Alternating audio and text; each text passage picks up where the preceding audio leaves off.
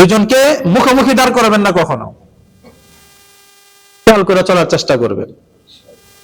আল্লাহ তাআলা আমাদেরকে বুঝ দান করেন।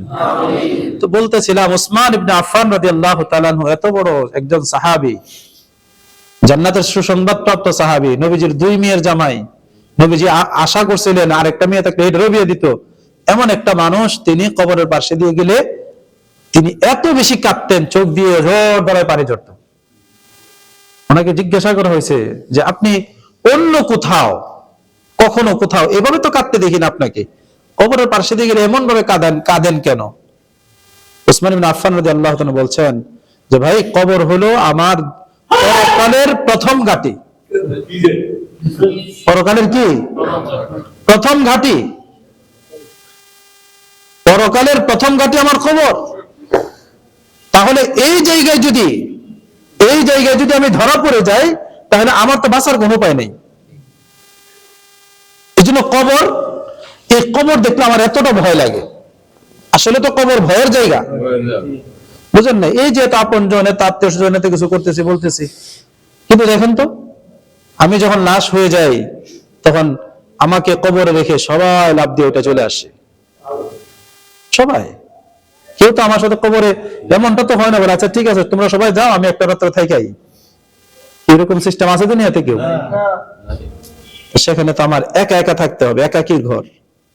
এই জন্য কবর নাকি রেখে রেখে বলে, হাদিসের মধ্যে আছে যে আমি একাকির ঘর, নির্জনতার ঘর, অন্ধকারের ঘর, পোকামাকড়ের ঘর, অতএব সাপ বিচ্ছুর ঘর আমার কাছে আসার আগে ওইরকম সামান তৈরি করে আসো। আল্লাহ রাসূল সাল্লাল্লাহু আলাইহি সাল্লাম সামানের কথা বলছেন সূরা মুলক। সামান কি? সূরা মুলক।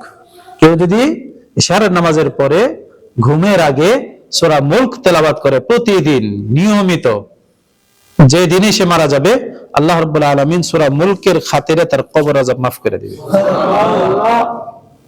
কত সুন্দর ব্যবস্থা আমাদেরকে দিয়ে গেছে। আসলে দোস্ত, আমলের দরকার, আমলের দরকার। ওয়াজ তো কত শুনি, কত ওয়াজ হয়, দরকার বেশি আমলের। আল্লাহ তাআলা যেন আমাদেরকে আমল করার তৌফিক দেন, আমাকে আপনাদের প্রত্যেককে যেন আমল করার তৌফিক দেন।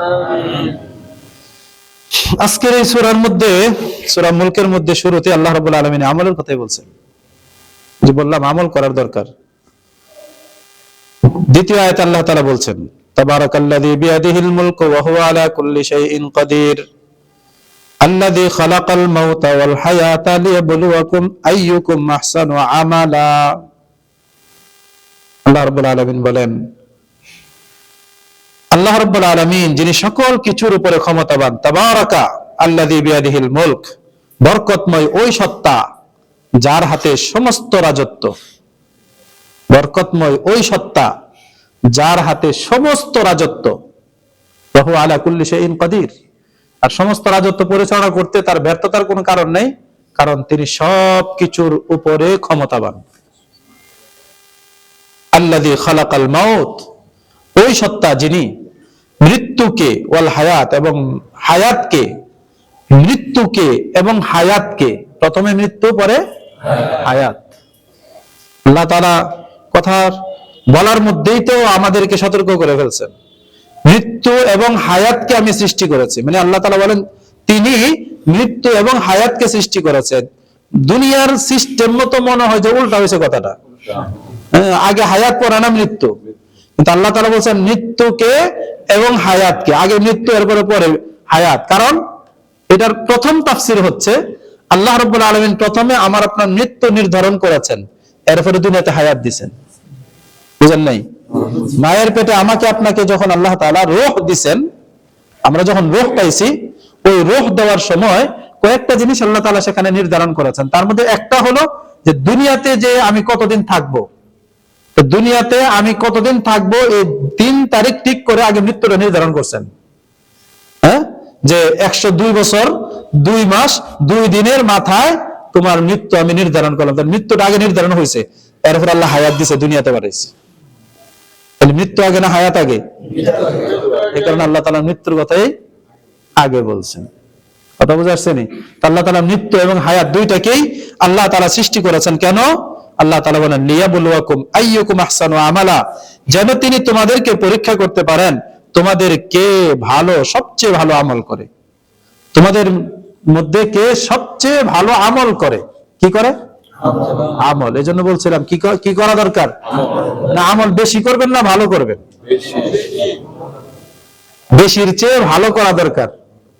ভালো হইয়া যদি বেশি হয় তাহলে কোনো অসুবিধা নাই, কিন্তু ভালো না হয়ে যদি বেশি হয় তাহলে এই বেশির কোনো দাম নাই। বুঝেন নাই?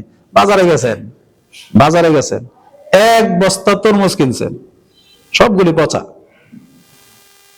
কি লাভ আছে? এই মাথার মধ্যে বোঝা লইয়া যে বাসায় আনছেন, এটাই লস। আইনে একটা খাইতে পারলেন না, আরেকজনে পলিথিনে করে হাতে করে একটা নিয়ে আইছে একদম পিওর। এখন বলেন এক বস্তা ভালো না একটাই ভালো? এটা হলো ভালো আর ওটা হলো পচা, পার্থক্য এতটুকু। বেশিরা দরকার হলো ভালো, তা আমল লাগবে কি ভালো। এই জন্য বেশি আমল না, ভালো আমল। অনেকে দেখবেন নামাজ পড়ে, আমি তো অনেক সময় বলি নামাজ কেমনে পড়ে, নামাজে দাঁড়াইছে মানে এত স্পিরিট, মনে হচ্ছে সূরা কেরাত বাসাতে পড়েছে, এনে খালি বাকি কাজটা এনে করতেছে। এরকম নামাজ আছে না অনেকে? আরে 2 রাকাত পড়তে পড়তে 8 রাকাত পড়ে গেছে। আরে ঘটনা কি? 2 রাকাত পড়তে পড়তে ওনার 8 রাকাত শেষ। আচ্ছা এবার আপনি বলেন এটা কি ভালো আমল হলো না বেশি হয়েছে? এতে এই বেশি আমার লাভটা কি? আল্লাহ তাআলা পরীক্ষা করতে চান আমি কতটুকু ভালো আমল করি, আমার আমলটা যেন ভালো হয়। নামাজে পড়বো, আমরা যখনই নামাজ পড়বো অল্প নামাজ পড়বো, কিন্তু নামাজটা যেন খুব সুন্দর হয়, নামাজটা যেন খুশু হুজুর সাথে হয়, ধীরস্থিরে হয়, কেরাত গুলো সুন্দর করে হয়, রুকু সিজদা গুলো সঠিকভাবে হয়, এভাবে চেষ্টা করবো। পারবো না ইনশাআল্লাহ? যে কোনো আমল করব, ভালো আমল যেটা ভালো হতে হবে আমলটা, আমি যে আমলটাই করব আমার আমলটা ভালো হওয়া চাই। যদি ভালো না হয় তাহলে বেশি আমল দিয়ে কোনো ফায়দা নেই। ওই যে যেটা বললাম পচা তরমুজের মতো, শুধু তরমুজ না, যে কোনো পচা জিনিস আপনি অনেক বেশি আনছেন, কি লাভ যদি খাইতে না পারেন, ব্যবহার করতে না পারেন। আমার আমল যদি এটা মিজানের পাল্লাই নাই উঠে, তাহলে এই বেশি আমল দিয়ে কি লাভ হইব? এই জন্য যে আমল করব, আমি কিন্তু বেশি আমল করতে বাধা দেই নাই, বলি না যে না ভাই বেশি আমল করেন না, ভালো বেশি করা যাবে, কিন্তু ভালো না বেশি বেশি করার চেষ্টা করতেছি, এটার কোনো ফায়দা নাই। এটার কি নাই? কোনো ফায়দা নাই। আল্লাহ তাআলা আমাদেরকে বুঝ দান করেন।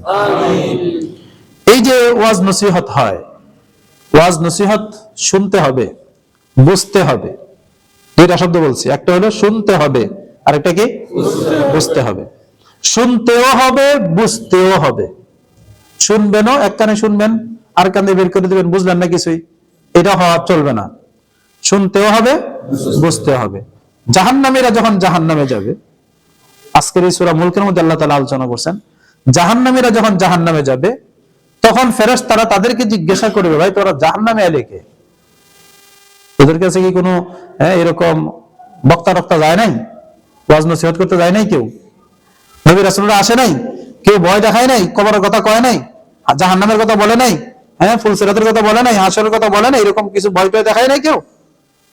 আসছিল, কিন্তু আফসোস আমরা এই কথাগুলো শুনিও নাই, বুঝিও নাই। না শোনার কারণে, না বোঝার কারণে কোথায় যেতেছি? তাহলে জাহান্নামে যাওয়ার অপরাধ কয়টা এখানে? দুইটা, একটা হলো না শোনা আর একটা হলো না বোঝা। এই জন্য আমরা কি জাহান্নামীদের এই অপরাধী হব? এই জন্য আমরা শুনবো বুঝবো। দেখেন আল্লাহ তাআলা এখানে আয়াতের মধ্যে বলছেন, إذا ألقوا فيها سمعوا لها شهيقا وهي تفور تكاد تميز من الغيظ كلما ألقي فيها فوج سألهم خزنتها ألم يأتكم نذير। এই যে কুল্লামা উলকিয়া ফিহা ফাউজুন, যখন এই জাহান্নামীদেরকে জাহান্নামে নিক্ষেপ করা হবে তখন সাআলাহুম খাজানাতুহা, জাহান্নামের রক্ষী ফেরেশতা যারা, তারা তাদেরকে জিজ্ঞাসা করবে আলাম ইয়াতিকুম নাযীর, তোমাদের কাছে কি কোনো ভীতি প্রদর্শনকারী আসেনি? তোমাদেরকে জাহান্নামের ভয় দেখাইছে, বলছে এরকম এরকম করলে কিন্তু জাহান্নামে যাওয়া লাগবে, জাহান্নামে এরকম ভয়ঙ্কর মানে শাস্তি হবে, সেখানে আগুন আছে, আগুনে পোড়াইবো, বারবার পোড়াইবো, বারবার পোড়াইবো, বের হইতে চাইবো, বের হইতে দিব না, এরকম কি ভয় দেখায়নি? তখন তারা স্বীকার করবে, ক্বালু বালা, তারা বলবে হ্যাঁ, বালা মানে কি হ্যাঁ, হ্যাঁ, ক্বাদ জাআনা নাযীর, আমাদের কাছে ভীতি প্রদর্শনকারী আসছে, নবীরা আসছিল, উলামায়ে কেরাম কতবার বলছে, কত করে বুঝাইছে, তারাও আসছিল, কিন্তু ঘটনা কি হয়েছে? ফাকাযযাবনা, আমরা তাদেরকে মিথ্যা আরোপ করেছি। আর মৌলবীরা কত কথাই কয়, আছে না নাই? আছে। সমাজে এরকম মানুষ আছে না? আরে মৌলবীরা কত কথাই কয়, আর তো মসজিদে খায় ঘুমায়, পরের রাত খায় মসজিদে ঘুমায়, এরা তার কোনো কাজ কাম নাই। আমরা তো দুনিয়ার বহুত কাজ আছে। এই চাপা থাকতো না দোস্ত, এই চাপা থাকতো না, একদম সোজা করে বলা হইব। ফাকাযযাবনা, তারা বলে যে আমরা তাদেরকে মিথ্যা আরোপ করেছি, ওয়াকুলনা, এবং আমরা বলেছি, কি বলছি? মা নাযালাল্লাহু মিন শাই, আল্লাহ তাআলা তো এই ব্যাপারে কিছুই করে না, মৌলবীরা বানায় বানায় কয়। হ্যাঁ, এরকম বলছি। ইন আনতুম ইল্লা ফি দালালিন কাবীর, ওরা মৌলবীরা কইছে এই মৌলবীরা আগে জাহান্নামে যাবে। কি করে এরকম সমাজে মানুষ? কিছু মানুষ হ্যাঁ নামাজ নাই, রোজা নাই, হ্যাঁ মানে আল্লাহ রাসূলের সাথে কোনো সম্পর্ক নাই, হ্যাঁ দোকানে চা দোকানে বসে বসে হ্যাঁ সার্টিফিকেট দিতেছে, মৌলবীরা সব জাহান্নামে যাবে, আর হ্যাঁ যাবে জান্নাতে। বুঝেন নাই? তো এরা এই যে জাহান্নামে যাইবো, যে এই জাহান্নামীরা কিন্তু এই কথাগুলি কইব, তখন আফসোস করবার বলবো, ওয়াকালু, তারা বলবে লাউ কুন্না নাসমাউ, হায় আফসোস যদি আমরা শুনতাম, আও নাকিল, অথবা যদি বুঝতাম, মা কুন্না ফি আসহাবিস সাঈর, তাহলে সাঈর নামক জাহান্নামে আজকে আমরা হইতাম না।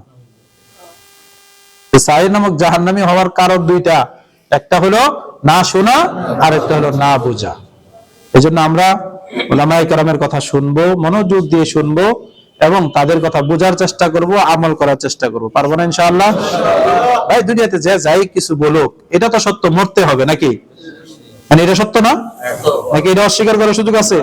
তো মরতে যেহেতু হবে, তো যারা ইসলামের পথে চলে এদের জীবনটা গুছালো না অগোছালো?